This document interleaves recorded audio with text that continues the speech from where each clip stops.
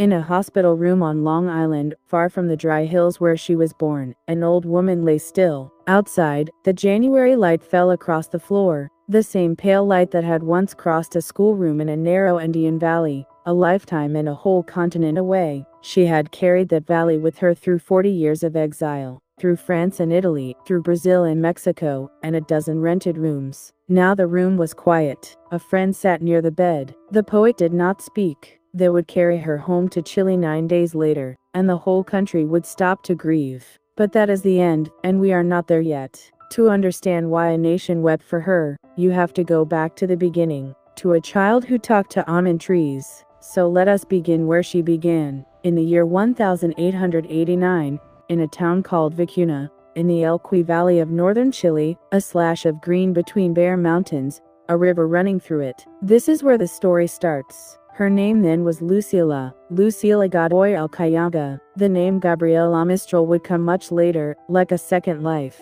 But the girl was Lucila, and she grew up in a small village called Montegrande, among fig trees and almond trees, and the long shadows of the hills. Her mother was a seamstress. Her older sister, Emelina, was a schoolteacher, 15 years older, and it was Emelina who first taught the girl her letters. There was little money. There was a great deal of silence in the house. But there were also the hills, and the river, and the wide quiet sky. A shadow had already settled at the edge of her childhood. Her father, a schoolteacher with a guitar and a wandering heart, had left when she was 3. He came back, only rarely, to sing for a while and then disappear. He wrote little poems for her. Then he was gone for good. The girl kept the poems and lost the father, and so she learned early what it was to wait for someone who does not come. She watched the road. She watched it the way children do, certain that the next traveler will be the one. He was not. But the valley gave her other things. She would say, late in her life, that as a child she had a whole family of trees, and another family of plants. She talked to them. She talked to the animals she found among the rocks. The other villagers thought her strange, a girl who asked for stories instead of washing the dishes. They called me little for years, she remembered, and I was already 12. She did not act her age. She did not sew or darn. She had a vague,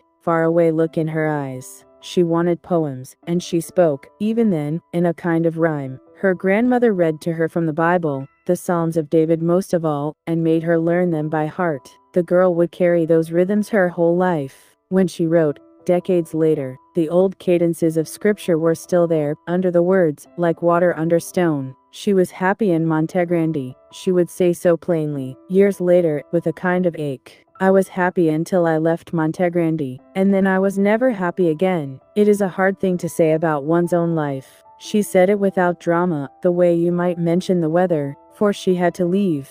To go on with her schooling she was sent to the larger town of Vicuna, and there the trouble began. There was an accusation, when she was still a child, that she had stolen school supplies. She had not. But the other children turned on her, and something in her never quite healed from it. She carried that wound a long time, the memory of being judged unfairly by people who did not trouble to look closer. It taught her, too young, that the world could be cruel to the small and the poor. She would spend her life on the side of the small and the poor. By 15 she was working. There was no money for anything else. She became a teacher's aide in a seaside town near La Serena, helping to support her mother, a girl, barely grown, standing at the front of a room full of other people's children. She found, to her surprise, that she loved it. She had almost no formal schooling herself. She taught herself, by lamplight, out of borrowed books and the newspapers that came up the valley. She read everything. She began, quietly, to write, sending little poems to the local papers under names that were not quite her own.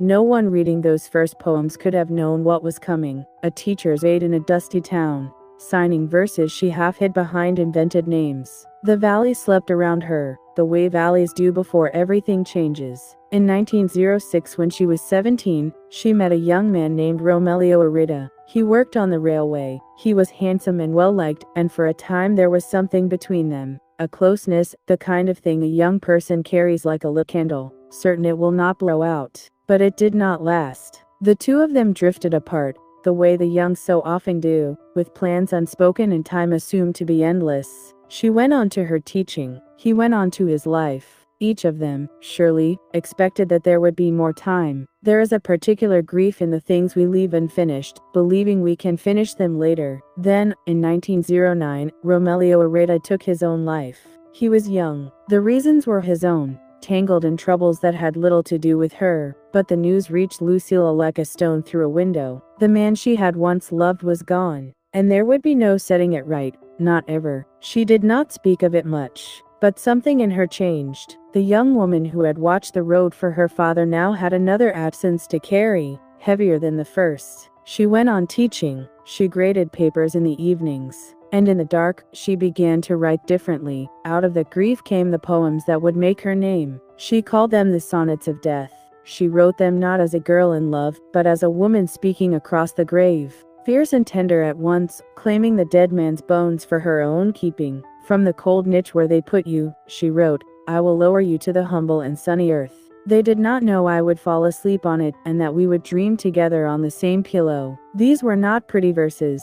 They were raw and harsh in places, and unlike anything the polite poets of her time were writing. In 1914 she entered the sonnets in a national poetry contest in Santiago, the Jugos Florales. She did not dare sign her real name. She was a schoolteacher, and verses this naked might cost her the job, so she invented a name to hide behind. The poems won first prize. Beneath the quiet life of a provincial teacher, something larger was already gathering. The name she had chosen to hide behind would soon be known across the Spanish-speaking world, and the woman herself would be carried far from the only valley she had ever loved. The name she chose was Gabriela Mistral. Gabriela, some say, for the archangel, Mistral for a wind that blows across the south of France, and for a poet she admired. I have great love of the wind, she once explained. I wanted a name of wind. From then on, Lucila Godoy began to disappear, and Gabriela Mistral took her place. She rose quickly through the schools of Chile. They sent her south, to a cold port at the very bottom of the world,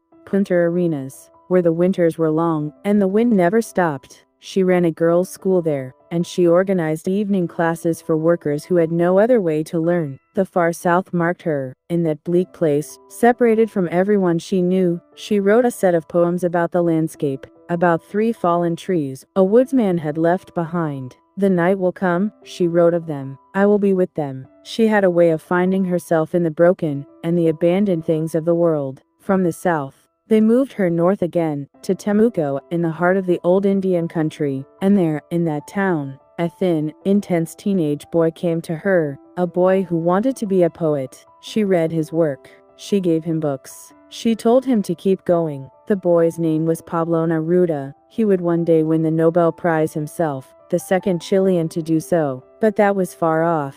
For now he was just a student in her town, and she was the schoolmistress who saw something in him and said so. They stayed friends for the rest of her life. In 1921 she reached the top of her profession. They made her director of a brand new girls' school in Santiago, the most prestigious in the country, a post that many had wanted. She had no university degree, no connections, nothing but her work and her words. She had climbed all that way alone, and then, almost as soon as she reached the summit, she left. The controversy over her appointment had been bitter. When Mexico invited her to help rebuild its schools, she went, in 1922, and so began the long exile that would last the rest of her days. That same year, far away in New York, a group of Spanish teachers learned that this poet they admired had never published a book.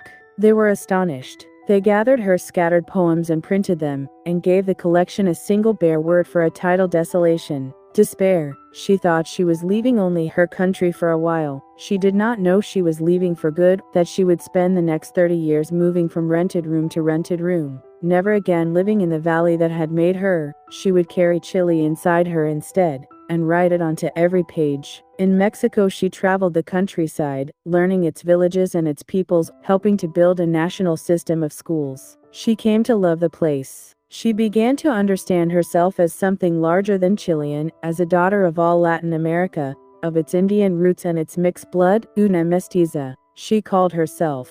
And in the bitter book she had left behind, Desolation, there was a vow. I leave it behind me, she wrote, as you leave the darkened valley, and I climb by more benign slopes to the spiritual plateaus where a wide light will fall over my days. From there I will sing the words of hope. She meant to climb out of her own grief. She meant to sing for others. 2 years later came a gentler book, Ternura, Tenderness, cradle songs and play songs and verses for children. The woman who had never borne a child of her own had become, in print and in person, a kind of mother 2000s. In Mexico, 4,000 school children once sang her words back to her as a tribute. She stood and listened. This was the great ache at the center of her life, and the great strength. She had wanted a child. A son, a son, a son, she had written. I wanted a son of yours and mine. It had not come, and so she gathered the children of the world into her arms instead. One classroom, one poem at a time. The years carried her to Europe. She worked for the League of Nations in Paris, the new body that had risen out of the First Great War, hoping to keep the peace. She became a meeting place for every Latin American writer who passed through the city. Her rooms were never empty for long, and in Provence, in a small French village, her family found her again, in the strangest way. A man appeared at her door, a half-brother she had never known she had, another son of the father who had abandoned her. He had a little boy with him, 4 years old. The child's mother, a Catalan woman, had just died. The young man left the boy with her and walked away, and so a 4-year-old child came into the life of a woman who had longed for a son and been denied one. She named him in her heart at once. She would raise him. She called him Yin Yin. She would love him as her own, and that love, in the end, would cost her more than any other. For a while there was a kind of happiness she had not known before. There was a child in the house. There was someone to raise, to worry over, to plan a future for. The woman who had watched empty roads all her childhood now had a small hand to hold. She poured everything into him, but grief had not finished with her. In 1929 word came from Chile that her mother had died. She had not seen her in 4 years, and now she never would again. She wrote 8 poems out of that loss, walking, in her dreams, through dark purple mountains, always trying to reach the one where her mother waited. I have been chewing darkness for such a long time, she wrote then, that I cannot learn my joy again. She was a famous poet now, admired across 2 continents. And she was a daughter who had lost her mother, walking the same dark road she had walked as a child, watching for someone who would not come. Through the 1930s, the world began to darken too. Fascism was rising in Europe. She spoke against it, plainly, and it cost her. Mussolini's government refused to accept her as consul in Naples. She kept moving, kept writing, kept her honorary posts, a wandering ambassador for a country she rarely saw. When civil war tore Spain apart, she gave the proceeds of her new book, Tala, to the children orphaned by the fighting. Always the children. Whatever else the world took from her, she turned back toward the smallest and the most defenseless, and gave what she had. And so we come to the choice that defined her whole life, though she made it not once but 1,000 times, in 1,000 quiet ways. She could have hardened. She had reason enough. The father who left, the love who died, the country that drove her out, the mother in the grave. Any one of these might have closed a person's heart for good. Instead, she chose the children. She chose tenderness, which is a far harder thing than bitterness, and braver. She decided that her sorrow would not be a wall but a window, that having lost so much, she would spend herself on those who had even less. She wrote it down once, in words that schools across Latin America would hang on their walls. The most famous thing she ever wrote was not a poem about death or lost love. It was a plea for children. She said the world commits many errors, but its worst crime is to abandon its children, to neglect the fountain of life. So many things can wait, she wrote. The child cannot. Right now his bones are being formed, his blood is being made, his senses are being developed. To him we cannot answer, tomorrow, she finished. His name is today. His name is today. A woman who had been told tomorrow all her life, by a father, by fate, by her own country, had decided that no child in her care would ever be told to wait. This was the engine of her whole existence, hidden under the poems and the prizes. She had taken the great hole in her own life, the child she never had, and made of it a love wide enough to hold the world. It is the rarest kind of strength. It does not look like strength at all. It looks like gentleness. And the world, slowly, began to understand what it had in her. She served as Chile's consul in city after city, Madrid, Lisbon, Nice, and later in Brazil. Honors came. A doctorate from Puerto Rico, the first of many. Her name was spoken now with reverence, the great poet of the Americas. She settled for a time in Brazil, in the hill town of Petrópolis, with Yin Yin, who was no longer a small boy now but a young man of 17. He had grown up under her care, the closest thing to a son she would ever have. She was already imagining the man he would become, the life she had helped to build for him. He was, she assumed, simply growing up. There would be time for everything, time to talk through whatever troubled a boy of that age, time to watch him find his way. She let the small worries wait. There would be time. There was not. On the 14th of August, 1943, in Petropolis, Yin took his own life. He was 17 years old. The boy she had raised from the age of 4, the son fate had finally given her, was gone, by his own hand, like the first love of her youth. All those years before, there are losses a person does not recover from, only survives. This was one of them. She had buried a love at 20. She had buried her mother at 40. Now, past 50, she buried the child she had waited her whole life to hold. The road she had watched as a girl had led, at last, to the smallest grave of all. She never fully healed. How could she? She poured the wound into her last great book of poems, Lagar, where the voices are darker and stranger, women gone mad with grief, women emptied out. The tenderness was still there, but now it was tenderness that had passed through fire. The world believed her hardest trials were behind her. They were not. For in the very years that her private heart was breaking, the world was preparing to lift her higher than any writer from her continent had ever been lifted, and she would have to carry the honor and the grief together, in the same two hands. In 1945, 2 years after Yin's death, while the world was still pulling itself out of the wreckage of the Second World War, the telephone brought news from Sweden. The Nobel Prize in Literature had been awarded to Gabriela Mistral. She was the first Latin American writer ever to receive it. The first. A self-taught school teacher from a valley in the Andes, a girl who had been refused entry to her own teacher's college, a woman with no university degree, had won the highest literary honor on earth. The prize, the citation said, was for her lyric poetry, which, inspired by powerful emotions, had made her name a symbol of the idealistic aspirations of the entire Latin American world, a symbol of a whole continent. The girl who talked to almond trees had become the voice of half a hemisphere. Think of what that meant, not only for her, but for every poor child in every dusty village from Mexico to Patagonia, every girl told she was less than her brothers, every self-taught dreamer with no money and no connections. One of their own had been crowned. The door, for a moment, stood open. In December she traveled to Stockholm. The King of Sweden himself placed the prize in her hands, on the 10th of December, 1945. She stood in that cold northern hall, in her plain dark clothes, far indeed from the green river of the Elqui valley, and accepted the honor of the world. And yet, one cannot help but wonder what she felt, standing there in her triumph. The two people who would have been proudest, her mother and her boy, were both in the ground. The greatest day of her life was a day she could not share with the ones she had loved most. Glory is a cold thing. Sometimes, when there is no one left to tell, she did not say much about her own feelings. That was not her way. But those who knew her saw that the prize had not filled the emptiness. It had only lit it more brightly. She took the honor, as she took everything, and turned it outward, toward the causes she served, the children, the poor, the cause of peace. She went on working. There was no rest in her. Even now, she served as consul in Los Angeles, in Santa Barbara, in New York. She wrote her hundreds of articles, gave her talks, carried on her endless correspondence with presidents and poets and ordinary readers who wrote to thank her. The world had come to her at last.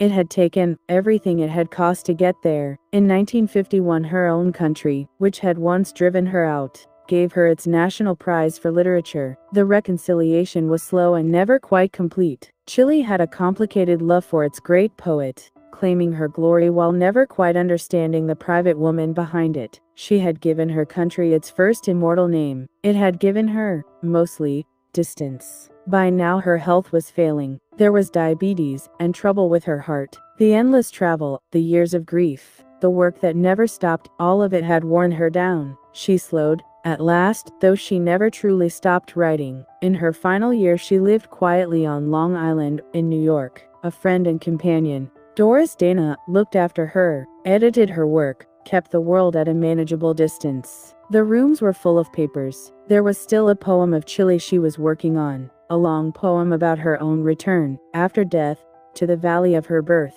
In that last unfinished poem, she imagined herself walking home through Chile, a ghost at last allowed to return, accompanied by an Indian boy and a small Indian deer. She would never see the real Chile again in life.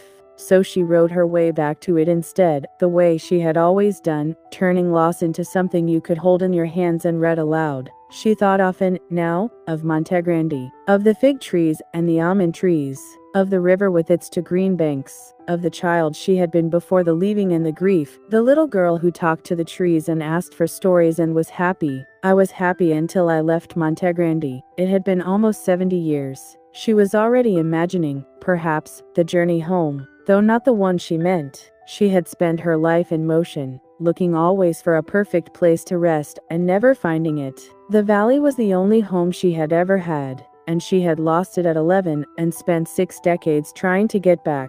Her body was failing now in earnest. The diabetes, the heart, and then the thing that would finish it, a cancer of the pancreas, quiet and certain. She was tired. She had carried a great deal, for a very long time, and she had set almost none of it down. And so we come back to the room where we began, a hospital on Long Island, the January light on the floor, Doris Dana at the bedside, the most honored poet in the Spanish language, the voice of a continent, lay dying far from the only ground she had ever called home. She had outlived nearly everyone. The father who left, the love who died, the mother, the boy. She had outlived her own youth in the valley by a span so long it must have seemed another person's life entirely. The girl who watched the road, grown old, at the end of all her traveling. On the 10th of January, 1957, Gabriela Mistral died. She was 67 years old. The room went quiet. Outside, the winter light went on falling, the way it always had, the way it had fallen across the schoolroom floor in the Elqui Valley,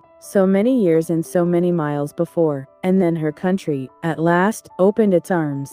They brought her body home to Chile, 9 days after she died, and Chile, which had loved her so awkwardly in life, grieved for her without reserve in death. The government declared 3 days of national mourning, and the people came, not hundreds, not thousands, hundreds of thousands of them, lining the streets, filling the squares, to say goodbye to the school teacher's daughter who had become the soul of their nation. They were the children, grown up, of all the classrooms. They were the poor she had spoken for, the mothers she had sung to, the dreamers she had told to keep going. They had read her in their primary readers when they were small. Her words had been among the first words many of them ever learned. She had asked, once, in her will and in her heart, to be buried not in some grand capital tomb, but in Montegrande, in the valley, among the hills she had loved as a girl. And so they carried her up the long road into the Elqui, home at last, to the only place that had ever made her happy. They laid her in the valley. The river still ran between its two green banks. The almond trees still bloomed in their season. The fig trees still bore their dark blue fruit.